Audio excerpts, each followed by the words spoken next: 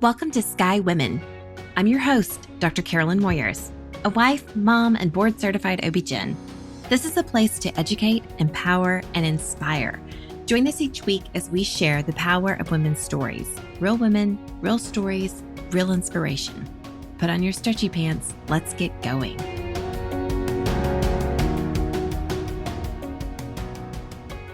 Welcome, Sky community. Welcome back to another episode of Sky Women.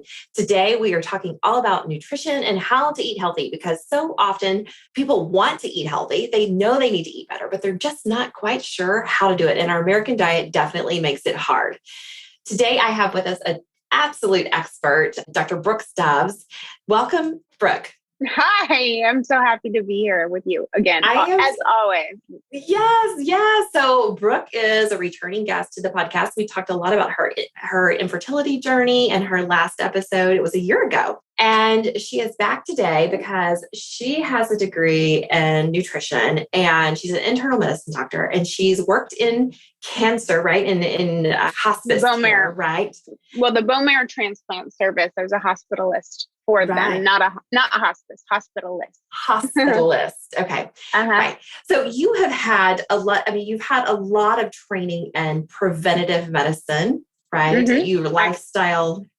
Yes. I just got last November, I got board certified in lifestyle medicine. So of course, leading up to that, I had been studying, actually was set to take the exam a couple months after my son was born, but there's a lot going on. So I've been, studying this for years. I've been practicing it while studying, and it has been my life's work. It's also, I practice what I preach. I implement these things into my own life as I tell my patients how to do it in their lives as well.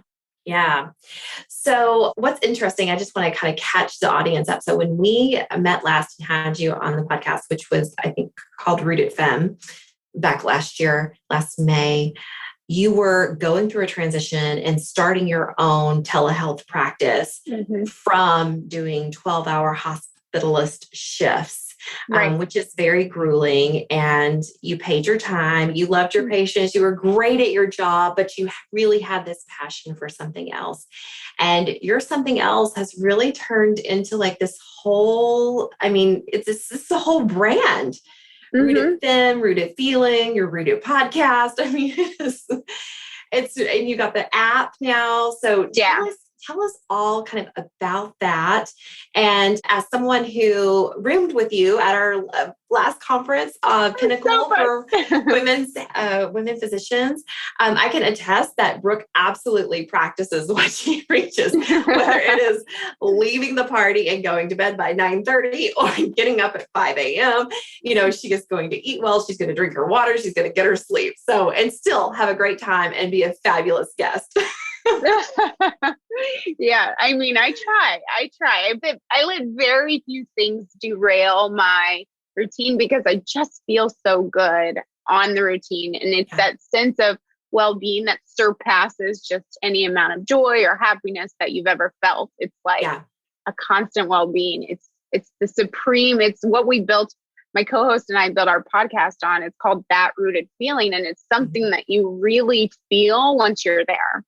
And it's hard to explain, but it is a great feeling. And I try and maintain my routine so that I can always feel that good. Okay. So let's talk about this. There's a study that you mentioned whenever you were telling me about the app. Tell us about the study. Tell us about your app and how we can use it to eat better in our lives and why it matters. Well, it matters a lot because we're learning more and more about how it's not just our genome. We have 23 chromosomes, and for a long time, we just thought whatever our genome was going to determine our destiny. Right. And that's just not true. We know now that epigenetics is what is really going to turn on or off these, genetic predispositions. Our DNA is huge. It's like bigger than a football field, stranded up in every single one of our cells, and it's wrapped around these histones, and we can turn on specific genes based on our environmental factors. And one of the biggest environmental factors is our food. And the reason that it's so important to eat right is when we eat the right foods, we're feeding the symbiotic species that live in our gut. and they outnumber us by the trillions. So there's, some projections of 38 trillion different species of bacteria or fungi or yeast in our gut. And they are there to be beneficial to us. But we have to, it's kind of a checks and balances. There's bad bacteria and there's good bacteria. And we're just going to talk in terms of bacteria, but keep in mind that there's other things besides bacteria that feed on, our nutrition as well. So when you think about what is fueling these things, bad bacteria are fueled by processed foods, animal products, things like that. Good bacteria are fueled by fiber. Fiber is not soluble. There's insoluble and soluble fiber, but regardless, it's not absorbed into our bloodstream. It's not a source of calories for us as humans, but it's a source of fuel for these good gut bacteria. And fiber is only found in plant foods. And so there was a study, and the study you're referring to, it's called the American Gut Project. Tens of thousands, over 30,000 individuals were put into the study. Their stool was tested. That's a lot of poop. And they correlated many, many variables of lifestyle with the genome of these gut species. So the gut species as a whole, we call microbiota, but their genome is called the microbiome. So you'll hear microbiome used really interchangeably for just gut bacteria. So we can do that today in this conversation. But when I talk about this study specifically, they tested the genetic material of these species. And so a good microbiome, we've identified several thousands of good bacteria and that show to benefit health, and identifying more of those in the stool of these patients was associated with the one factor that they found that was highly associated with whether or not you had a beneficial gut bacteria was the variety of plant foods you had in your diet. And they showed it in terms of two separate populations: people who got less than 10 plant foods in their diet per week, and people who got 30 or more different plant foods in their diet per week. And so when I work with my patients on a day-to-day basis, I'm always consistently trying to help them identify how many plant foods they're getting, always seeking out a rainbow of foods, getting foods in every plant category, meaning fruits, vegetables, whole grains, nuts, seeds, legumes, and then herbs and spices count too. So then when we're adding all of this up throughout the week, we want the variety to be 30, because you could have 5 vegetables a day, but you could have, broccoli every day and cauliflower every day and carrots every day. And you're not really growing the diverse species that could be beneficial to your health. And so the key is the variety.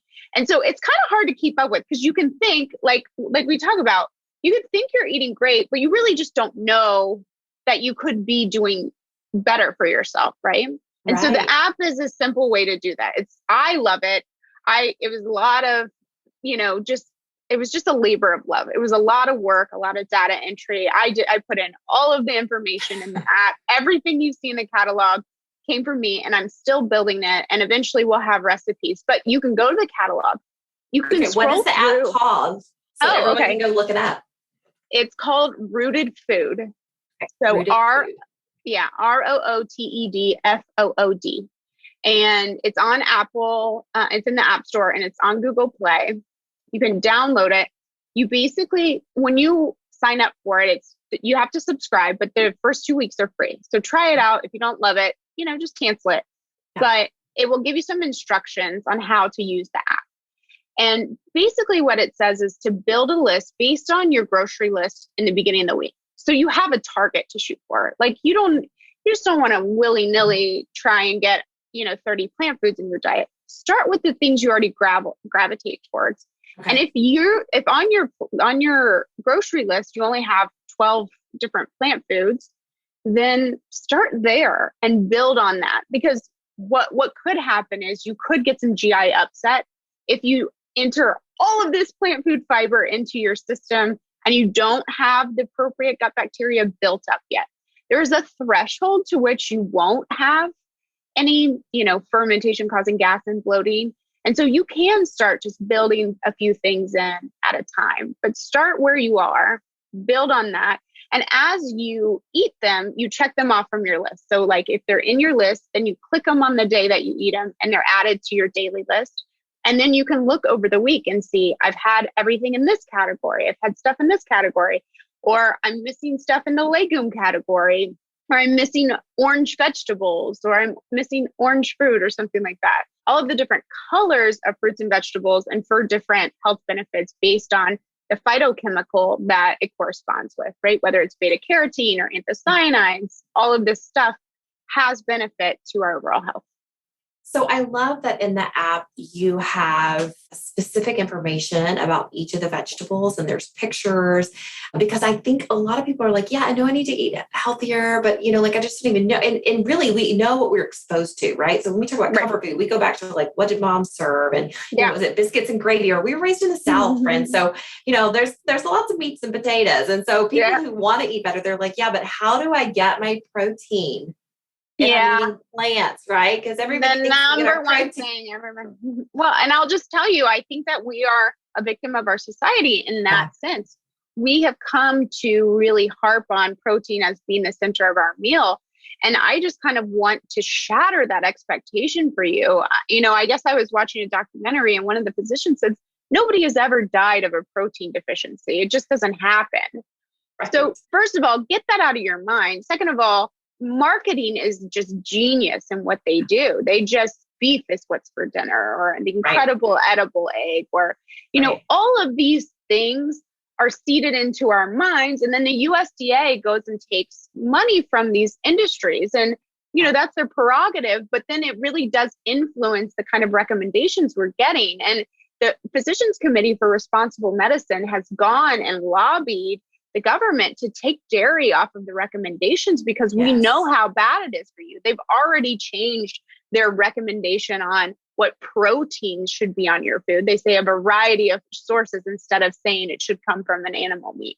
So that's like their, roundabout way of saying maybe our recommendations haven't always been up to snuff with the science and the research of what we know is healthy. And so there really needs to be a shift, but right now it feels a lot like swimming upstream. And what I want to tell you is protein comes from the original source of plants, right? Protein is, in our minds, we want to associate protein with like a muscle. Yeah. And that's fine. That's just what has been perpetuated. Right. But the truth of the matter is these are tiny little peptide chemicals that are built into amino acids that come from nitrogen. And nitrogen comes from the air. And animals don't incorporate nitrogen into their protein. Plants do. And then the animals eat the plants. And then some of us eat the animals. Mm-hmm. And so the animal is just a middleman. And unfortunately, it carries with it a lot of issues, right? Saturated fat that can increase cholesterol. It also builds up bacterial endotoxin. That protein that is in their bodies actually exposes us to high levels of TMAO that cause inflammation and cause all kinds of acute issues, leaky gut, which causes inflammatory issues, autoimmune disease, IBS. And then you start thinking about once it gets into the bloodstream, then it's causing havoc on things like our liver, causing diabetes in our endovascular spaces, causing heart disease and cardiovascular disease from plaques and ruptures of plaques and stuff like that. So getting that really clean form of protein from plants is much more preferential than the protein from animals. And think about this too. Everyone's like, well, it's more accessible from an animal. Well, that may be true, but if we have to make a protein out of all these amino acids, there's only 9 essential ones that we can't make ourselves. And our body can store that to some degree until it's needed for a building block. So a lot of the protein we're getting from these animals is just waste. It's not stuff we actually need, right? Mm-hmm. So then it gets filtered through the blood into our kidneys. That's why kidney patients can't have too much protein in their diet, or else it'll just shoot these tiny little capillaries in their kidneys. But every single end organ is going to have capillaries. And so we have seen time and time again in studies that an elevated protein intake is associated with overall mortality risk. And plant protein. Sorry. Probably way too much. And plant protein is protective for that. So of course, the numbers are inversely proportional when you eat plant protein, meaning you survive longer.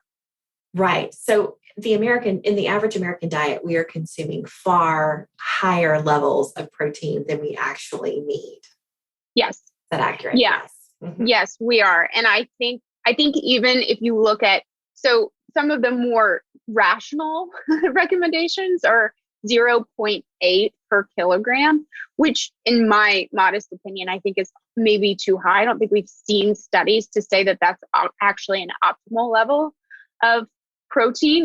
We probably need studies to show this amount of protein versus this amount of protein, to really say if that's the right amount.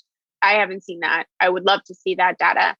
I will say that when we think about protein and we think about it in the form of a muscle that has to come from an animal meat, we're doing ourselves a disservice, because if you think about a plant foods have a conglomeration of all the macronutrients: protein, carbohydrates, fats, saturated or unsaturated. Usually they're MUFAs and PUFAs, monounsaturated and polyunsaturated fats, which are really beneficial to our health.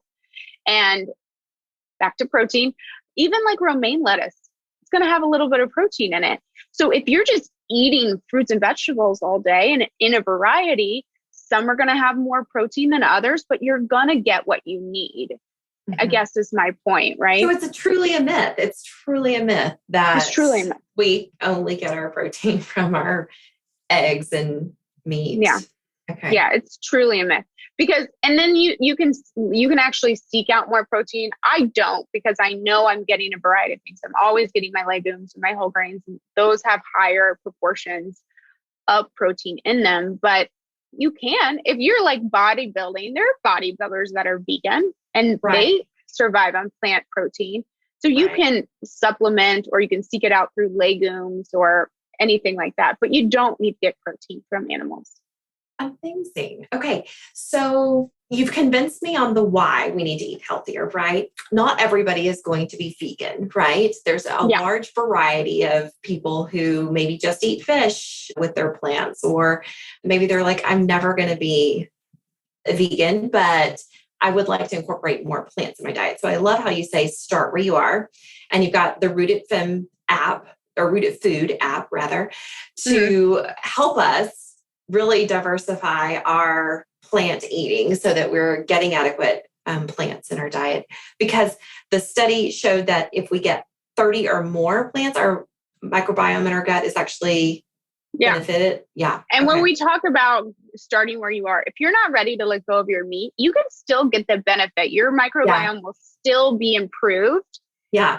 Even if you're having a little bit of meat, when you have a variety of 30 different plant foods in your diet. Yeah. So I always tell patients, yes, start where you are. And I always say, we're going to have a plant forward diet, right? We're going to start looking for more plants and to eat.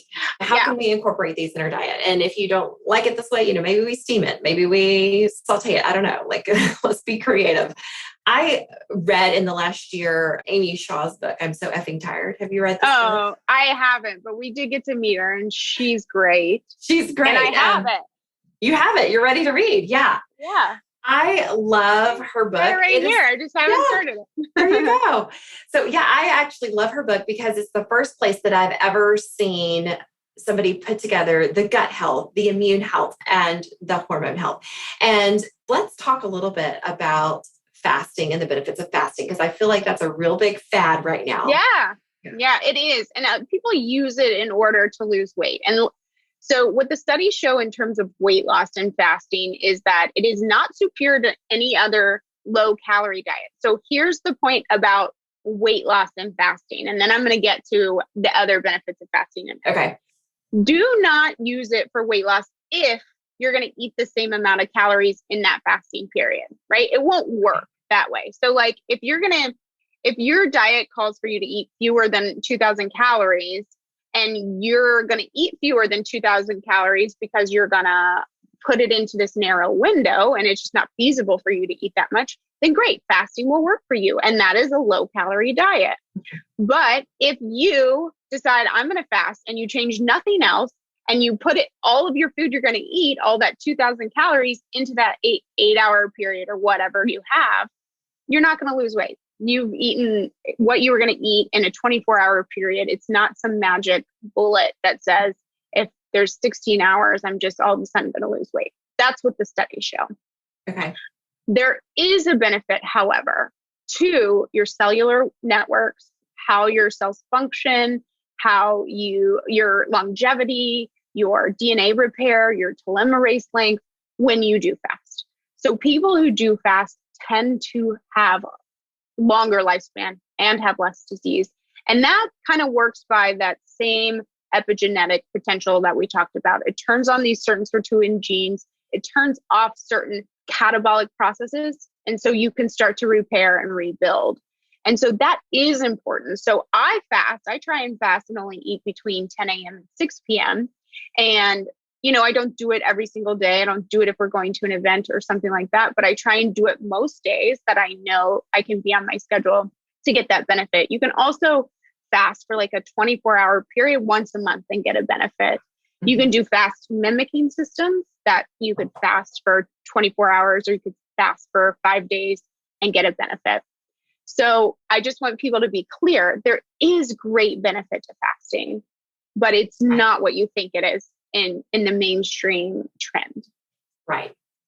Okay. So let's talk about the toddler diet, right? And how do we help our kids eat more plants and vegetables? Because I don't know about anybody else, but we certainly have gotten into that rut of pasta and more pasta because that's all they want to eat.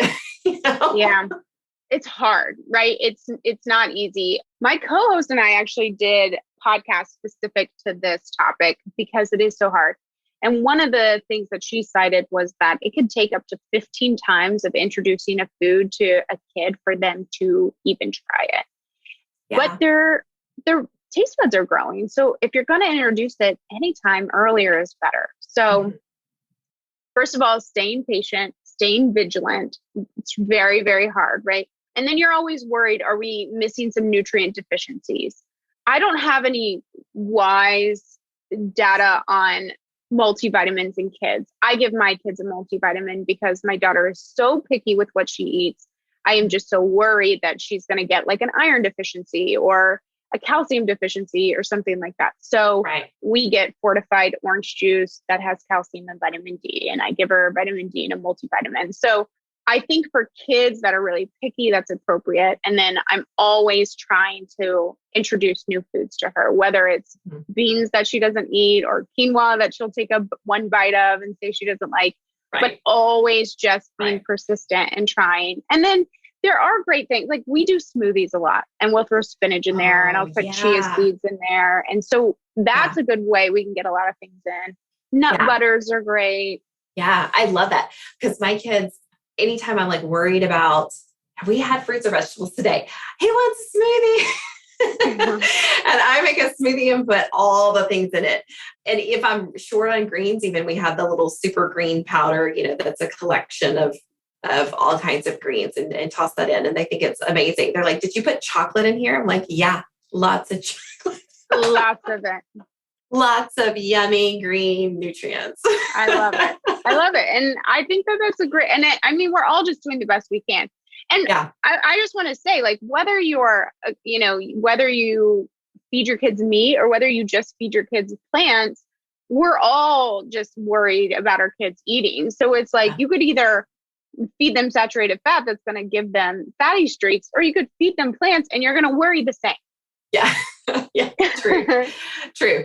Yeah. But I think recognizing that, attaching an emotion to that or, shame around food, like that's really challenging because I don't know about you, but growing up, it was like, clean your plate, all of those aspects.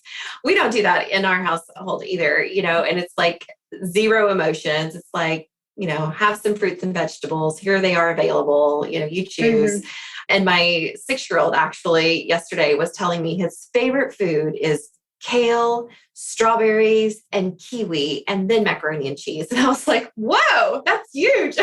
Yeah, that's great. That's great. I know. My daughter cycled through a few things and then she's like, my favorite is oranges. My favorite is broccoli. And then I always get excited. And one time I don't want any of that syrup. That's way too sweet. And I'm like, my job is done here. I officially championed the parenting, children eating healthy foods. Anyway. Yeah. Yeah. Well, and their taste buds are going to change over time as well, so I would love to make kale chips for my kiddos. And then, 2 weeks later, one's like, I don't like kale chips. And I'm like, you gobbled up like 2 batches of it last time. But this week we don't like it, Right. Oh yeah. They're so fickle. Like last week, someone was like, will you buy me all the seaweed at the grocery store? And now she's like, no, I don't want that in my lunch. Great. Yeah. So it's trial and error, truly, that just trying to get more plants in our diet definitely helps. And it sounds like start wherever you are and grow from there. Right. And you have all kinds of resources for that. Now you have that Rooted Feeling podcast. You have the Rooted Food app. Of course, they can go to your website and learn all about lifestyle. Why don't, before we go, give us your top lifestyle tips. Oh, yeah, absolutely. Meditate every day if you can. It really helps to center you. It helps you to control your emotions. It helps to get your day started well. And I want to couple with that, say what you're grateful for at the same time. Make sure that you get 8 hours of sleep. And that's easier said than done. So let me give you a couple tips around that.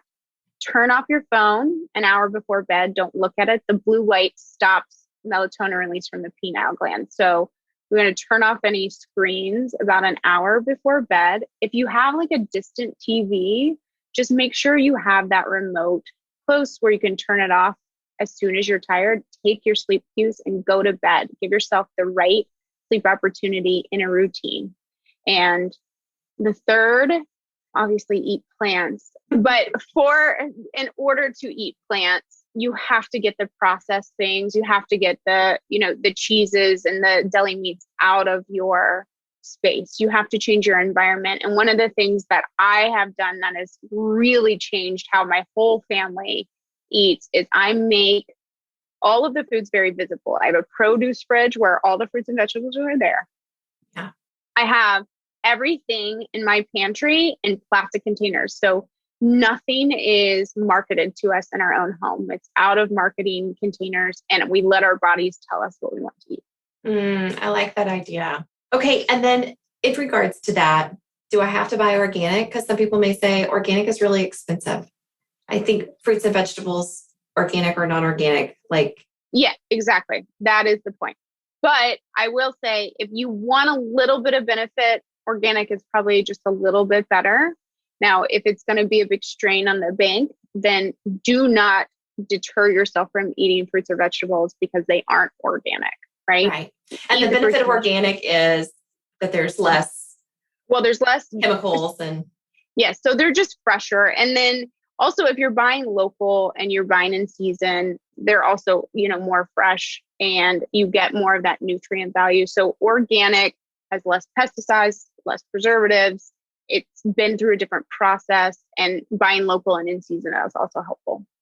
Awesome. Awesome. Well, thank you so much for helping make more sense and giving us our why, and then giving us tangible tips to how to make this more approachable, to introduce more plants and vegetables, to how to introduce more plants into our diet. You got it. Anytime. Thank you as always. It's always a pleasure. Thanks for rooming with me at Pinnacle. Yes, of course. All right, friends, until next week, be well.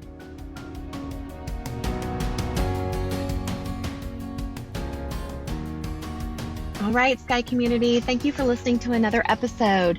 This episode was sponsored by Sky Women's Health.